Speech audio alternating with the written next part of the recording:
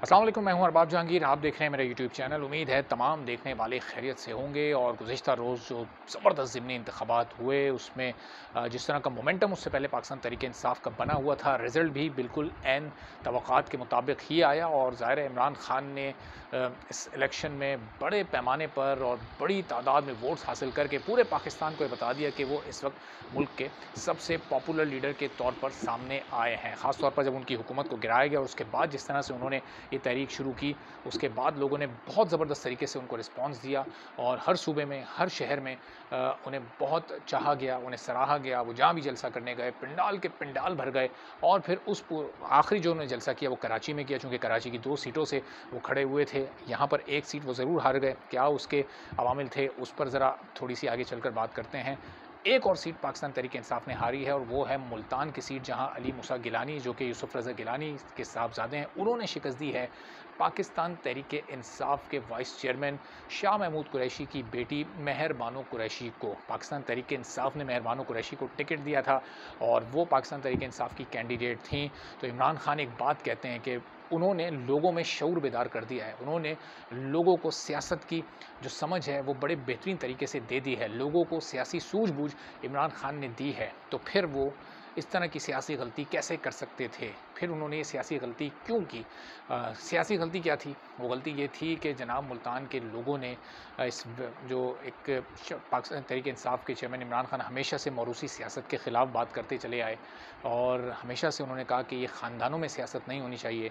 तो फिर शाह महमूद कुरैशी की साहबज़ादी, फिर ज़ैन कुरैशी की बहन, उनको आपने जब टिकट दिया असेंबली का और इलेक्शन का, तो फिर आप कैसे तवक्को कर रहे थे कि जो आपका बयानिया होता है, देखिए इमरान खान साहब एक पॉपुलर लीडर हैं, लेकिन किसी पॉपुलर लीडर होने का मतलब ये नहीं होता कि अगर उसने कहीं कोई गलती की है तो उस पर तनकीद ना की जाए। गलती पर तनकीद, तनकीद बराए तनकीद नहीं, तनकीद बराए इस्लाह होती है कि आप अपनी गलतियों से सीखें और आगे के लिए आप बेहतर हिकमत अमली इख्तियार करें। तो ये बहरहाल सियासी तौर पर पाकिस्तान तहरीक-ए-इंसाफ की एक गलत हिकमत अमली थी, जिसका नुकसान उन्हें इस सीट की सूरत में उठाना पड़ा। चूँकि अगर आपका एक बयानिया है कि आप मौरूसी सियासत के ख़िलाफ़ हैं, तो फिर आपको उस पर अमल नहीं करना चाहिए था।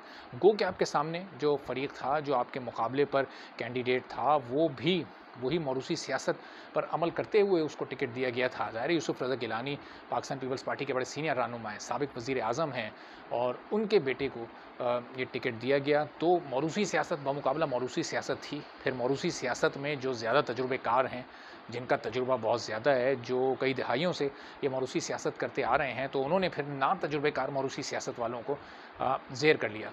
तो ये आपकी अब थोड़ी-सी सियासी या तो इसमें हिकमत अमली का फुकदान था या फिर थोड़ी ना तजुर्बेकारी। अब आप ना तजुर्बेकार तो नहीं है ज़ाहिर है। अब 26 साल से आपकी 27 साल से ये जद्दोजहद चल रही है, तो इसमें अगर ऐसी छोटी-छोटी गलतियाँ होंगी तो जो मोमेंटम है आपका वो डिस्टर्ब हो सकता है।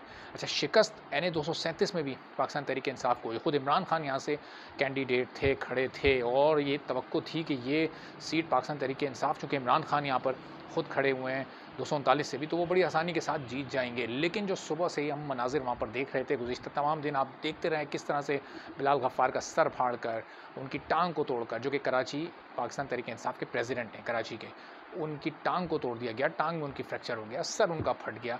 इस वक्त वो हॉस्पिटल में हैं, अगले 2-3 दिन भी वो डॉक्टर्स की ऑब्ज़र्वेशन में हॉस्पिटल में रहेंगे।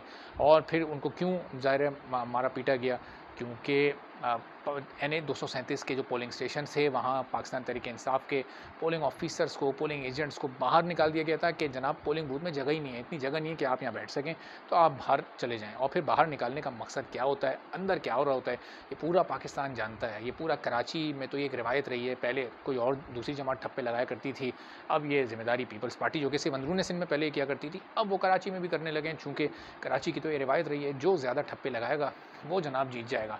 सारा दिन वहाँ पर दंगे फसाद होते रहे, एक दूसरे पर हमले होते रहे, लेकिन पुलिस चूँकि सिंध हुकूमत के अंडर में है, वो खामोश तमाशाई बनी रही।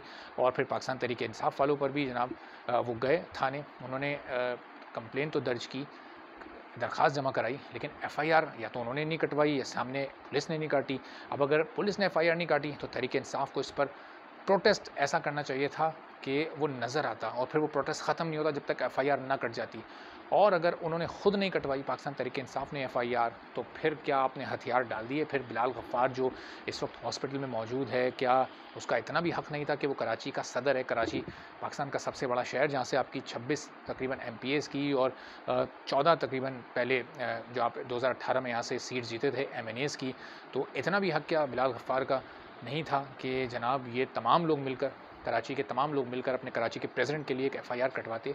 बहरहाल अगर मुस्तकबिल में पाकिस्तान तहरीक-ए-इंसाफ इस तरह की गलतियाँ नहीं करेगी, तो ये मोमेंटम जो इस वक्त इमरान खान के साथ बना हुआ है, ये आइंदा आम इंतखाबात में इमरान खान को 2/3 अक्सरियत दिला सकता है। और इस वक्त जो मंज़र जो नज़र आ रहा है, आगे का जो सियासी मंजरनामा नज़र आ रहा है, अब मरीम नवाज़ वापस आ गई, इसहाक डार वापस आ गए, मरीम नवाज़ तो चली गई, मरीम नवाज़ वापस नहीं, इसहाक डार वापस आए, मरीम नवाज़ चली गई, अब वो वापस आएंगी मियाँ नवाज़ शरीफ के साथ। तो नवाज़ शरीफ खुद आ जाएँ, मरीम नवाज़ आ जाएँ, इसहाक डार के आने से कुछ नहीं, कोई फ़र्क नहीं पड़ा, केसेस शहबाज़ शरीफ और हमज़ा शहबाज़ पर से ख़त्म हो जाएँ, ये सब कुछ हो जाए, लेकिन जो इस वक्त आवाम अपना फ़ैसला सुना रही है, वो मैदान में, जलसे के मैदान में सुना रही है, वो पोलिंग बूथ में सुना रही है, वो ज़िमनी इलेक्शन वाले दिन सुना रही है। तो ये सियासी गलतियों को कम करते हुए, ख़त्म करते हुए ऐसी हिकमत अमली बनाएँ, मेरिट का एक ऐसा निज़ाम बनाएँ कि जब इलेक्शन हो, आम इंतखाबात हों, ज़िमनी हों, बल्दियाती हों, टिकट उस उम्मीदवार को दिया जाए जो कि उसका सबसे ज़्यादा हकदार है, जो कि आवाम का वोट आपको दिला सकता है। आवाम ये सोचने पर मजबूर ना हो जाएँ कि आपने एक ऐसे कैंडिडेट को टिकट दिया है जो इसका हकदार नहीं है, तो फिर वो सोचें कि हमें इसको वोट देना है या नहीं देना, कि वो ये ना सोचें कि आपके कॉल और फ़ेल में कहीं कोई तज़ाद तो नहीं है। तो ये चंद चीज़ें हैं जिस पर पाकिस्तान तहरीक-ए-इंसाफ यकीनी तौर पर ये जो शिकस्त एक मुल्तान में हुई है, उससे बहुत कुछ पाकिस्तान तहरीक-ए-इंसाफ सीखेगी और आगे इन गलतियों को बिल्कुल नहीं दोहराएगी, चूँकि इस वक्त मुल्क की सबसे बड़ी और मकबूल तरीन जमात है। तो ज़ाहिर है मकबूल तरीन जमात होते हुए, अवामी हिमायत हासिल रहते हुए, उसका ये हक़ है कि फिर जो अवाम फ़ैसला करें, जिसके हक़ में करें, वो हुकूमत बनाए और फिर वो इस मुल्क को आगे लेकर चलें। तो अब देखते हैं कि आगे क्या होता है, क्या मंज़रनामा निकल कर सामने आता है। और ये जो NA 237 है और इस जो शिकस्त पर इनिशियल जो एक रद्द-ए-अमल है, वो तो पाकिस्तान तहरीक-ए-इंसाफ का आ गया, लेकिन एक वाज़ेह रद्द-ए-अमल आज किसी वक्त ज़ाहिर है चंद घंटों बाद यकीनी तौर पर आ जाएगा। तो देखते हैं कि क्या इसमें रीज़न्स वो पेश करते हैं। अपनी शिकस्त की इजाज़त दीजिए, इंशाअल्लाह फिर आपसे मुलाकात होगी। अल्लाह हाफ़िज़।